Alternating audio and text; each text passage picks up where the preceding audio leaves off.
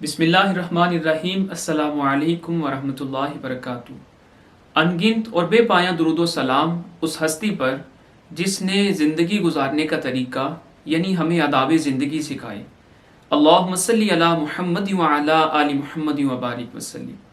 الادب المفرد کی پچھلی احادیث پاک کے اندر جیسے ہم نے سنا کہ والدین کی خدمت، ان کے ساتھ صلہ رحمی اور حسن سلوک یہ باعث اجر اور اللہ رب العزت کی رضامندی کا باعث ہے، اسی طرح والدین کی نافرمانی، ان کے ساتھ قطع تعلقی اور ان کو اذیت دینا یہ بھی بہت بڑا گناہ ہے۔ آج ہم الادب المفرد کی حدیث نمبر 15 اور 17 کو ڈسکس کریں گے۔ حدیث نمبر 16 کا مضمون انتہائی مختصر ہے جو آگے چل کے تفصیل سے آئے گا، لہٰذا ہم فی الوقت اس کو سکپ کر رہے ہیں۔ حدیث نمبر 15 کے راوی ہیں حضرت ابو بکرہ۔ یہ بیان کرتے ہیں کہ ایک مرتبہ نبی کریم صلی اللہ علیہ وسلم کی بارگاہ میں موجود تھے تو آپ نے خود ہی ہم سے فرمایا کہ میں آپ کو 3 بڑے گناہوں کے متعلق نہ بتاؤں۔ یہ بات آپ صلی اللہ علیہ وسلم نے 3 مرتبہ دہرائی۔ جب بھی کوئی بات دہرائی جاتی ہے تو اس کا مفہوم یہ ہوتا ہے کہ یہاں پر آپ صلی اللہ علیہ وسلم کسی خاص بات کی طرف اشارہ کرنا چاہ رہے ہیں یا کوئی خاص بات اپنے اصحاب کو بتانا چاہ رہے ہیں۔ جب اتنی تاکید سے آپ صلی اللہ علیہ وسلم نے فرمایا تو ہم نے بھی عرض کی اے اللہ کے رسول ضرور بتلائیے۔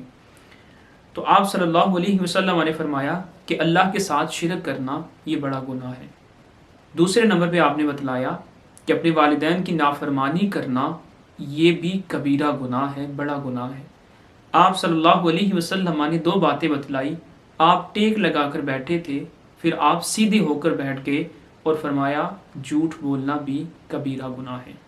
تو یہاں پر نبی پاک صلی اللہ علیہ وسلم نے 3 گناہوں میں سے یعنی شرک کرنا اور جھوٹ بولنا، جس طرح یہ بڑے گناہ ہیں اسی طرح والدین کی نافرمانی کرنا بھی کبیرہ گناہ ہے۔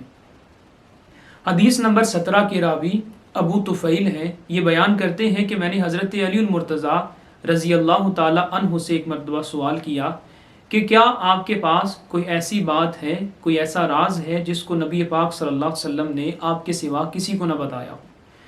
تو حضرت علی المرتضیٰ رضی اللہ تعالیٰ عنہ نے فرمایا کہ کوئی ایسی بات نہیں جو نبی پاک صلی اللہ علیہ وسلم نے صرف مجھے بتائی ہو اور باقی لوگوں کو نہ بتائی ہو۔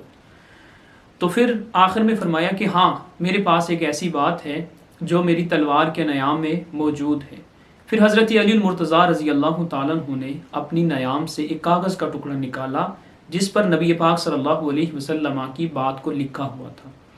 آپ صلی اللہ علیہ وسلم نے اس ٹکڑے پہ جو لکھا ہوا تھا اس میں آپ صلی اللہ علیہ وسلم نے فرمایا کہ اللہ کی لعنت ہے اس شخص پر جو غیر اللہ پر ذبح کرے، یعنی ذبح کرتے وقت جانور پر اللہ کا نام لینے کے بجائے کسی غیر کا نام لے، کسی دوسرے کا نام لے، جیسے اس زمانے میں لوگ بتوں کا نام لیا کرتے تھے۔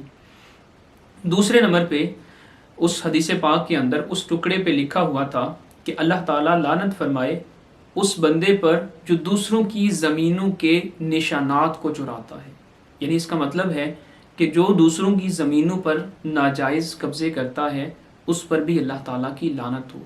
یہ وہ عمل ہے جو آج کے دور میں عام ہے، دوسروں کی زمینوں پر قبضے کرنا۔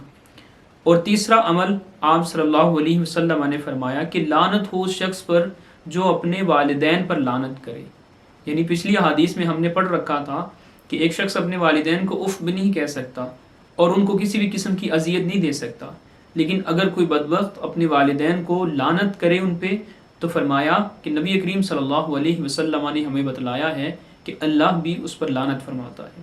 اور اینڈ پہ چوتھے نمبر پہ فرمایا کہ جو دین کے اندر بدعت ایجاد کرنے والا ہے ایسے شخص کو پناہ دینے والا بھی ملعون ہے، یعنی لعنتی ہے۔ تو اس حدیث پاک کا خلاصہ کیا ہے کہ جب نبی پاک صلی اللہ علیہ وسلم نے اور بہت سے لوگوں پر لعنت بھیجی یعنی ان کو ملعون قرار دیا، وہیں پہ والدین پر لعنت کرنے والے کو بھی ملعون قرار دیا۔ پروردگار عالم ہمیں اپنے والدین کی نافرمانی اور ان کو اذیت دینے سے محفوظ رکھے۔ السلام علیکم ورحمۃ اللہ وبرکاتہ۔